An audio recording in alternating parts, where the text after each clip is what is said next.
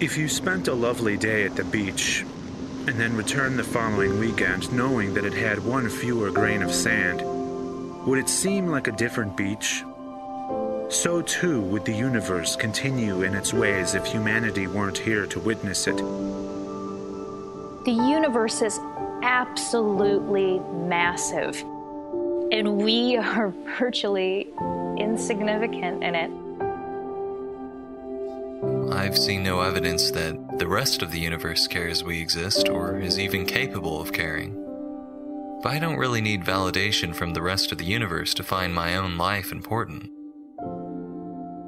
Why are you, and why was I, willing to sacrifice my humanity, sacrifice the sum total of human experience and interaction, the sum total of human knowledge, on the altar of a dream?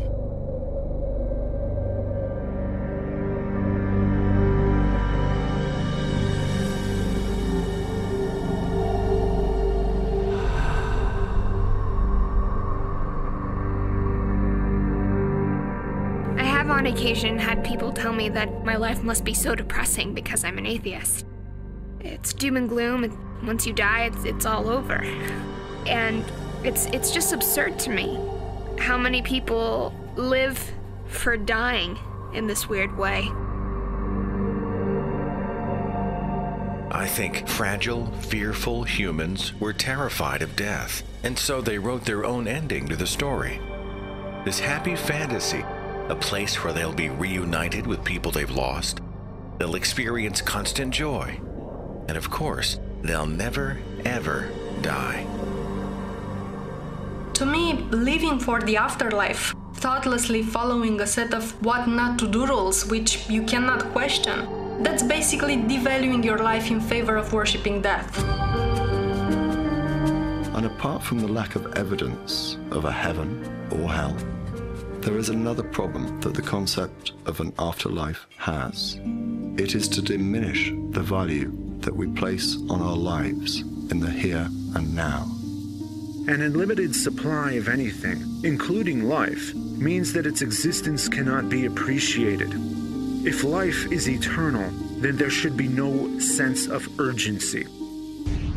The worst aspect of Western monotheism is their system of judgment, wherein it doesn't matter how good or bad you were in life.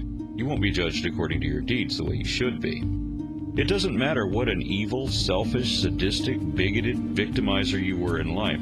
All sins can be forgiven if you but believe. I do not fear being dead, but the concept of the alternatives offered by the religious do trouble me. Consider the more palatable alternative of the two, heaven as opposed to hell. Whilst descriptions of heaven are as diverse as those who believe in heaven, there does appear to be one constant. It will last for eternity. Imagine that. Imagine eternity. Given eternity, everything that can be accomplished will be accomplished. Beyond all achievements, there would be only limitless, pointless existence. The first 100 years may be possible. The first 1,000 more painful. The first 10,000 insufferable. But this is just the start. An eternity in heaven would be hell for me.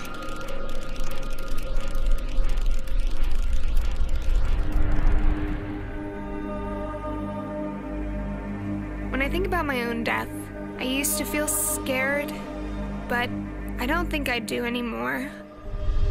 I'm not afraid of being dead. After we die, we will not know the truth at that point. We will not know, wish, think, remember, dream, anything. When we look at what a human being is, what their identity is, then I am this collection of my memories, my hopes, my dreams, my desires. My consciousness exists as a product of the brain that is in this body. That ends at death. I don't find this sad or tragic either. I don't really welcome death, but I don't live in fear of the end. and I've come to see it as just another part of the natural world. And to borrow from Mark Twain, I have been dead for billions and billions of years before I was born, and not suffered the slightest inconvenience from it. In some respects, we never die. Our lives are entangled with those who come after us, just as our lives are entangled with those who came before us. I mean, there is scarcely a living soul on this planet that doesn't go to bed at night without their lives in some way being affected by the work of the hands and minds of folks like Faraday, Newton, and Pasteur.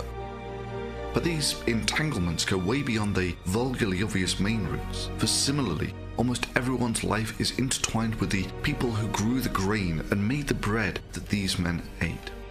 So it becomes clear that death is not the end. We are intertwined with both lesser and greater themes.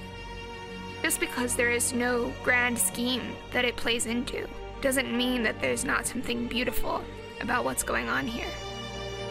Ironically enough, the only part of me that is, for all intents and purposes, immortal is my material body. Because after I die, and after our sun dies, and after the planetary nebula it leaves behind fades away, every atom of me will be recycled back into the universe, ultimately becoming part of other planets and stars. We are all originally stardust, literally, and we will be stardust again and forever. Even though a cell might not last forever, the role it played in the life of the larger organism was important, and that is how I see myself, as a part of something bigger. I have everything to live for. I don't want people to mourn over my death. If anything, I want them to celebrate my life, to celebrate what I have accomplished. I for one think that your life becomes more meaningful when your beliefs are based in reality. Knowing that this life is the only one I have makes me a lot more conscious of my actions. Makes me want to do something with this short life I have. Make some improvement in the world, however small it may be. There's too much to learn, there's too much to see, there's too much to know, there's too much to experience. I'm not just going to exist. I'm going to live. For the beauty that cannot be seen, for the honor of those whose shoulders we stand on, for the hope of those we aspire to become, and for the inspiration of those who will surpass our achievements. Life is a precious, brief, fragile, amazing thing.